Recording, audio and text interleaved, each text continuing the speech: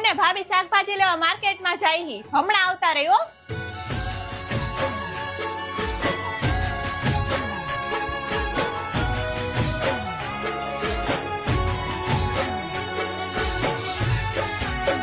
હાસ ગયા.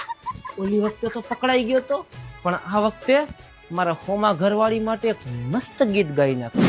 ઘરે કોઈ નથી. મને યાદી નજરે જોતી મારા પર એ કમરતી, મને પ્રેમ બહુ કરતી મારા હોમા ઘરવાળી.